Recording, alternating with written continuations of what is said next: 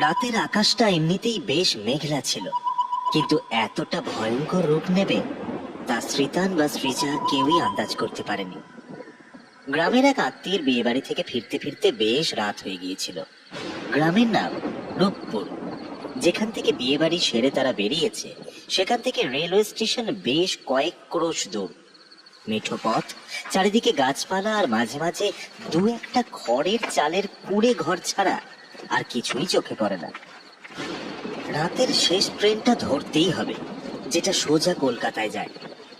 সৃজা শাড়ির কুঁচিটা একটু তুলে ধরে হাঁটছিল, কারণ রাস্তার কাদায় শাড়ি নষ্ট হওয়ার জোগাড়। তার গায়ে একটা সুন্দর লাল বেনারসি, গায়ে গয়নাগাটি। বিয়ে বাড়ি থেকে সেভাবেই বেরিয়েছে তারা।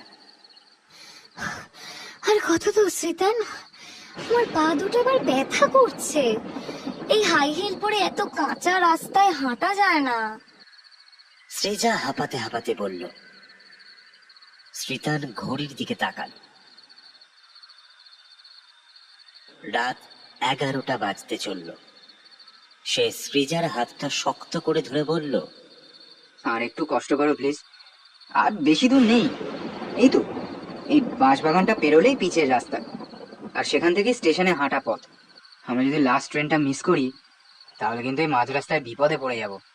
অপূর্ব সুন্দরী নারী। তার পরনে সাবেকি আমলের ভারী বেনারসি শাড়ি, গা ভর্তি মানধাতা আমলের সোনার গয়না, আর পায়ে ভারী রূপোর নুপুর। নারীটির মুখটা নিচের দিকে নামানো, চুলগুলো পিঠের ওপর ছড়ানো। সৃজার চোখ বিস্ময়ে আর ভয়ে বিস্ফারিত হয়ে গেল। এত রাতে এই পুরো বাড়িতে এই সুন্দরী নারী কে? কে কে আপনি? এখানে কি করছেন? সৃজার গলা দিয়ে কোনো মতে কথাগুলো বেরোলো। নারীটি ধীরে ধীরে তার মুখটা তুলল, আর সেই মুখটা দেখেই সৃজার চোখের মনি যেন স্থির হয়ে গেল। চাঁদের আলোয় সৃজা দেখল নারীটির মুখের অর্ধেকটা স্বাভাবিক, কিন্তু বাকি অর্ধেকটা মাংসহীন, পচে যাওয়া এক বিকৃত গলিত রূপ। চোখ দুটো কোটর থেকে বেরিয়ে আসার মতো, আর সেই চোখ দিয়ে চুইয়ে পড়ছে লালচে কালো রক্ত। নারীটির ঠোঁট দুটো অদ্ভুত ভাবে বেঁকে গিয়ে একটা বৈশাচিক হাসির সৃষ্টি করল। নারীটি চাঁদের আলো থেকে এক পা এগিয়ে সৃজার দিকে এলো। সৃজা চিৎকার করার জন্য মুখ খুলল। সে তার সমস্ত শক্তি দিয়ে শ্রীতানকে ডাকতে চাইল, কিন্তু তার গলা দিয়ে কোনো স্বর বেরোল না। তার কণ্ঠ নালী যেন কেউ বরফ দিয়ে চুবিয়ে দিয়েছে। নারীটি সৃজার একদম চোখের সামনে এসে দাঁড়ালো। তার পচা গলার স্বর ফিস ফিস করে উঠল, আমি আসছি। নারীটি এক নিমিষে ধোঁয়ার মতো হয়ে সৃজার শরীরের ভেতরে প্রবেশ করলো। সৃজার শরীরটা একটা প্রবল ঝাঁকুনি দিয়ে উঠল। তার চোখ দুটো মুহূর্তের জন্য উল্টে গেল এবং তারপর আবার স্বাভাবিক হয়ে এলো। কিন্তু সৃজা আর সেই ভীত সন্ত্রস্ত সৃজা রইল না। তার দাঁড়ানোর ভঙ্গি, তার চোখের চাহনি, সবকিছু পাল্টে গেল।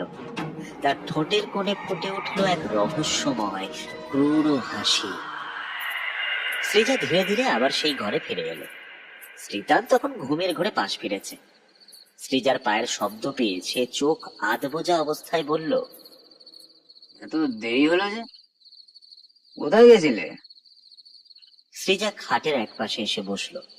তার গলাটা কেমন যেন অস্বাভাবিক, শীতল আর আবেগহীন শোনালো। এই তো বাথরুমে গেছিলাম, তুমি ঘুমাও। শ্রীতানের মনে হলো সৃজার গলাটা একটু অন্যরকম লাগছে, কিন্তু সারাদিনের ক্লান্তিতে সে আর কথা না বাড়িয়ে আবার ঘুমিয়ে পড়ল। আরো ঘন্টা খানেক কেটে গেছে। শ্রীতানের হঠাৎ কেমন যেন একটা অস্বস্তি হতে শুরু করলো। ঘরের তাপমাত্রা যেন অস্বাভাবিক ভাবে কমে গেছে। তার মনে হলো কেউ একজন এক দৃষ্টে তার দিকে তাকিয়ে আছে। সেই দৃষ্টির তীব্রতায় শ্রীতানের ঘুমটা ভেঙে গেল। সে চোখ খুলেই চমকে উঠল। হ্যারিকেনের নিভু নিভু আলোয় সে দেখল সৃজা খাটের ওপর পদ্মাসনে বসে আছে। তার দৃষ্টি স্থির, চোখের পলক পড়ছে না। সে শ্রীতানের মুখের দিকে তাকিয়ে আছে, কিন্তু সেই চাহনিতে কোনো পরিচিত সৃজার ছায়া নেই।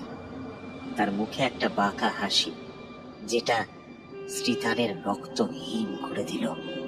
সৃজা, কি করছো তুমি? এভাবে বসে আছো কেন? শরীর খারাপ লাগছে? শ্রীতান ধর্মর করে উঠে বসে চিন্তিত গলায় জিজ্ঞেস করল। সৃজা কোনো উত্তর দিল না, শুধু তার হাসিটা আরো চওড়া হলো। শ্রীতান এবার ভয় পেতে শুরু করলো। সে সৃজার হাতটা ধরতে গেল। সৃজা, এই সৃজা, এই কি হয়েছে তোমার? কথা বলছো না কেন? সৃজা হঠাৎ শ্রীতানের হাতটা এমন এক অমানসিক শক্তিতে চেপে ধরলো যে শ্রীতান ব্যথায় কোঁকিয়ে উঠল। এরপর সৃজার মুখ থেকে যে গলার আওয়াজটা বেরোলো, সেই স্বর গভীর